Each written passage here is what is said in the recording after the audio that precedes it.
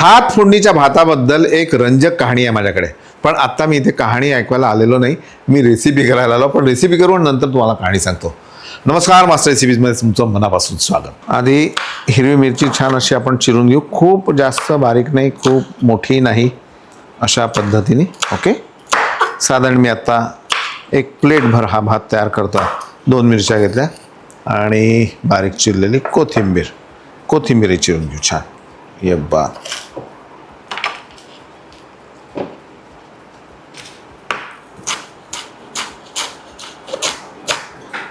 कोथिंबीर फ्रेश असेल ना तर ती चिरायला मजा येते बघा. येस. आता गंमत कशी आहे, कोथिंबीरवरून एक मला माझ्याच स्वभावाचा एक गुण दिसला. तो गुड आहे की अवगुण आहे मला माहीत नाही.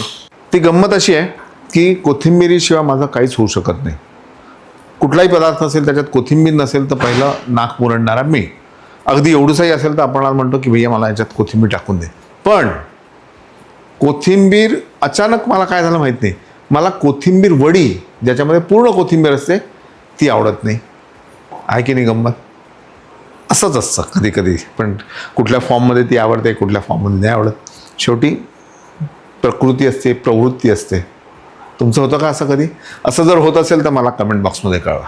हा एक तर शिळा भात किंवा आधी केलेला भात, याला थोडं पाणी शिंपडून आपण असं एकत्र करून घ्यायचं. That's it. आणि इकडे फोडणी तयार करायला घ्यायची. यामध्ये तेल,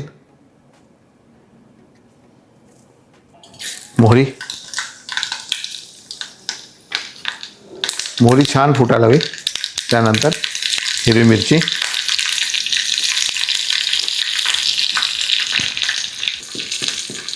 हिंग,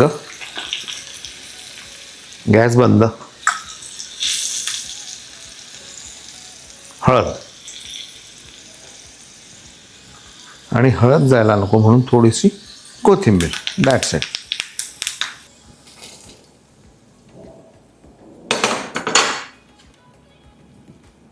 कोथिंबीर,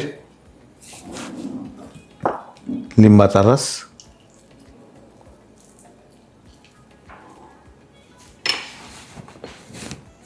यानंतर चवीनुसार मीठ, थोडी साखर. आता हे सगळं हाताने कालवायचं, चमचा नाही. म्हणून याला म्हणतात हात फोडणीचा भात.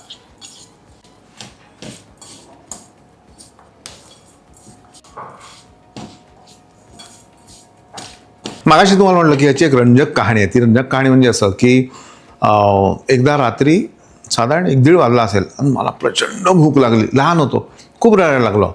मला समजा आई म्हणे छान भूक लागली असेल. आणि मग तिने मला दही भात दिला. म्हटलं नाही, मला नाही पाहिजे. मग ती म्हणे थांब. मग तिने ना पटकन ही अशी फोडणी घेतली, त्याच्यावर टाकून तो कालवून. ती जी काय चव होती, ती जी आत्तापर्यंत गेलेली आहे डोक्यात म्हणजे तशी डोक्यात नाही, आतमध्ये उतरलेली आहे, तर ती चव पुन्हा येणे शक्य नाही. आणि तो जो आईने बनवून दिलेला भात होता तो त्यावेळी जगातला सगळ्यात प्रिय असलेला असा प्रकार होता.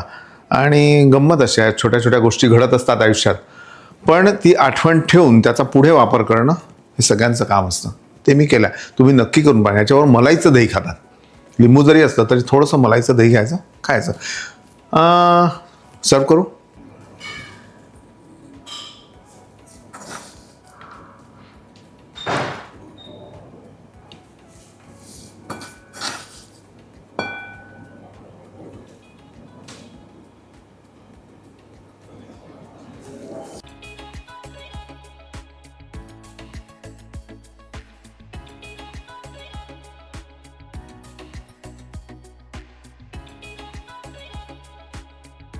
आणि खाताना यावर छान मलाईचं दही 1 चमचा असं टॉपवर.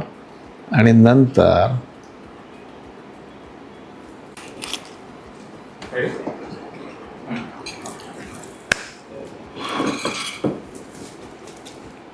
तुम्हाला वाटलं असेल की हे वर साखर घातली, लिंबू घातलं, गरम केलं नाही, मग ते कसं लागतं. खरं तर ही मध्येच जो एखादा साखरेचा दाणा लागतो ना, अल्टिमेट, अप्रतिम. मग त्यामध्ये असलेलं हिंग, हळद याचा जो स्वाद आहे, हिरवी मिरची जी आहे ती, आणि त्याच्यावर मुलायचं दही. मजा आहे की नाही हो? आयुष्यात लागतं काय अजून? हेच लागतं आणि हेच ठेवा. नो नीड ऑफ फापट पसारा अँड ऑल दिस. आनंदात जगा, आनंदात जगू द्या, सगळ्यांशी प्रेमाने वागा. पाहत राहा मास्टर रेसिपीज. लाईक करा, सबस्क्राईब करा आणि शेअरसुद्धा करा. कराल ना?